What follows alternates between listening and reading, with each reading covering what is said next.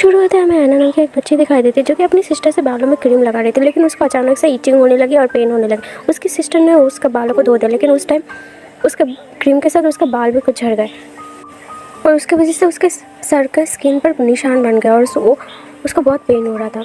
ऐना अब बड़ी हो चुकी है। फिर हमें कुछ साल बाद का सीन दिखाई देता है जिसमें ऐना बहुत बड़ी हो चुकी है और उसके बाल बहुत कर्ली और छोटे छोटे हैं, बहुत अजीब सी है। ऐना अब एक टेलीविज़न कंपनी में काम करती है एज असिस्टेंट के तौर पर, लेकिन उसका प्रमोशन कभी नहीं हुआ। फिर हमें जॉर्ज नाम का एक इंसान दिखाई देता है जो कि ऐना के साथ रिलेशनशिप में है। फिर अचानक से टीवी डायरेक्टर ने टेलीविज़न कंपनी का नया हेड चुन लिया। पुराना हेड को हटा के एक मॉडल को रख लिया हेड के तौर पर। ऐना इस बात से बहुत नाराज़ होती है, लेकिन वो एक स्टाफ थी, कुछ बोल नहीं पाई। वो चुपचाप मान लेती है। फिर जाके जॉर्ज से वो बात करती है और उसे ब्रेकअप कर लेते हैं। लेकिन मैं इतने सालों से इस टीवी कंपनी में हूँ, मेरे बारे में कोई नहीं सोचा, मेरा प्रमोशन आज तक नहीं हुआ, ऐना कहती है और उधर से चली जाती है। और जॉर्ज वो न्यू हेड के साथ रिलेशनशिप में आ जाता है, उसके साथ फिजिकल होने लगता है और उसके साथ रहने लगा। अब ऐना अकेली हो चुकी है। वो अपने घर आती है और उसके घर पर वो जब सोने जाती है तो उसका मकान मालिक आता है, पैसे मांगने लगता है। ऐना कुछ नहीं बोलती है। अगली सुबह ऐना ऑफिस जाती है, उस हेड से बात करती है, लेडी हेड थी। ऐना इस टेलीविज़न चैनल को आगे बढ़ाने के लिए उस हेड को आइडिया देती है, हमें 24 घंटे लाइव टेलीकास्ट करना चाहिए, इसकी वजह से हमारा चैनल बहुत ऊपर तक आ जाएगा। वो हेड ऐना का आइडिया से बहुत सहमत था और खुश हो गया। वो सारा डिटेल्स ले लिया और उसको एक कार्ड दिया, बोले कि तुम अपने बालों का ट्रीटमेंट कराओ, ये लो सैलून का एड्रेस। ऐना चली जाती है उस सैलून में और एक विग चॉइस करती है। वो विग उसको बहुत पसंद आया, वो लगा लेती है परमानेंटली। उसको पेन होता है। फिर सैलून का जो मालिक है उसको एक ऑयल देता है, वो बोलता है रोज़ लगाना, लेकिन पानी से दूर रखना इस बालों को। ऐना सुन लेती है और अपना चेहरा आईने में देखती है तो वो पूरा चेंज हो गया और खुश हो जाती है। और रात को घर जाने से पहले अपने अंकल के घर जाती है। और उसका अंकल पार्टी कर रहा था और ऐना खाना खा रही थी। उसका अंकल उसको एक चुड़ैल की कहानी का जो बालों से रिलेटेड है उसको एक कहानी बुक देता है। ऐना इन बातों में बिलीव नहीं करती है और वो बोलते हैं मुझे इन सब में भरोसा नहीं है। फिर वो बुक लेके आ जाती है।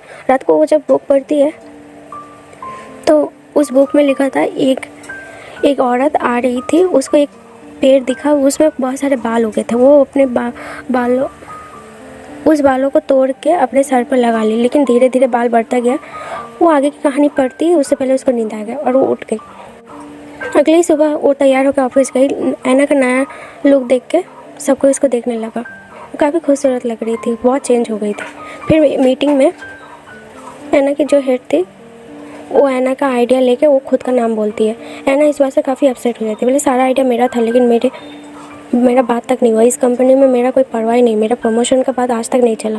कूद के चली जाती है। लेकिन उसके जाने के बाद वो जब आईने के सामने खड़ी रहती है तो उसके बालों में कुछ रिएक्शन होता है। उसका बाल उसको कंट्रोल कर रहा था। उसके अंदर कोई सोल या पिशाच का साया पड़ गया था। वो क्या कर रहे थे उसको कुछ समझ नहीं आता। वो कुछ टाइम बाद नॉर्मल हो जाता है। ना खुद को देखती मेरे साथ क्या हुआ था।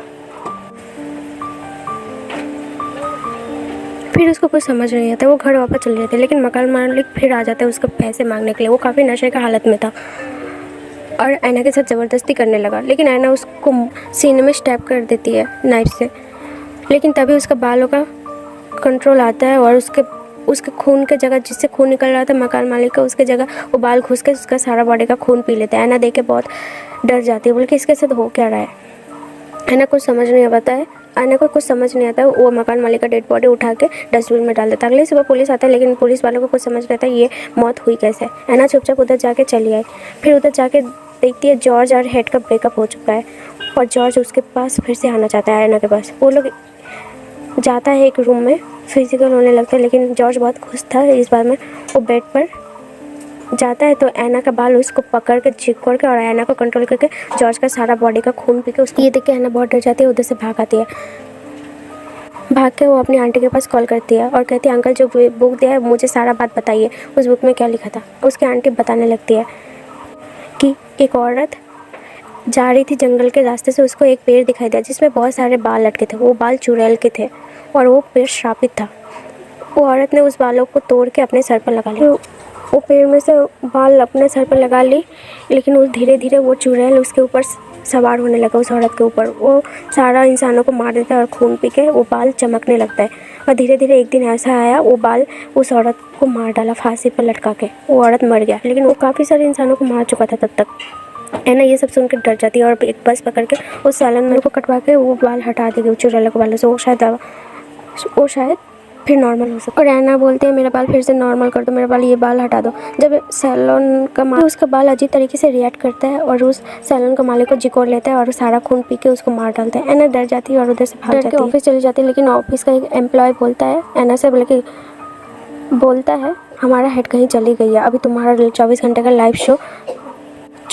लाइव शो तुम्हें ही हैंडल करना पड़ेगा ऐना को। ऐना इससे खुश होगी या परेशान होगी उसको कुछ समझ नहीं आता। वो 24 घंटे का लाइव शो अपने हाथ पर ले लेती है और सारा लाइव शो ख़त्म करके वो वापस आती है। तभी हेड का डेड बॉडी दिखाई देता है। वो मर चुका था क्योंकि उसके बालों ने उसको मार दिया था, क्योंकि हेड का सर पर भी वो चुड़ैल का बाल लगा था, है ना, समझ गई थी। तभी डेड बॉडी थोड़ा हिलने लगी और पता चला उसके बालों ने उसके डेड बॉडी को कंट्रोल किया। वो ऐना को मारने चली गई, लेकिन उसके साथ बहुत सारी औरतें भी थी जिसके सर पर चुड़ैल का बाल था। वो सब मरे हुए थे और उसका सर का बाल उसको कंट्रोल कर रहे थे। ऐना समझ जाती है उसकी मौत उसके सामने है। वो अपनी मौत के लिए तैयार हो जाती है और अपना आखिरी सिगरेट जलाने लगती है। तभी उसको फायर अलार्म दिखाई देता है। वो फायर अलार्म के पास जाके वो लाइटर का यूज़ करती है। तभी बालों पानी गिरने लगता है, क्योंकि वो कहानी में लिखा था चुड़ैल के बाल पानी में काम नहीं करते हैं। और उसके उन सब पूरा बिल्डिंग में पानी भर गया है आग को बुझाने के लिए। तभी उन चुड़ैल को डेड बॉडी के बालों में पानी आ गया और उन सबकी मौत हो गई है। तभी ऐना एक नाइफ उठाती है और अपना सारा बाल काट के निकाल देती है और ऐना एकदम नॉर्मल हो जाती है। फिर ऐना को पता चला है ये सब उसके साथ नहीं हुआ। शहर में बहुत सारे लोग हैं जो कि चुड़ैल का विग लगा के घूम रहे हैं।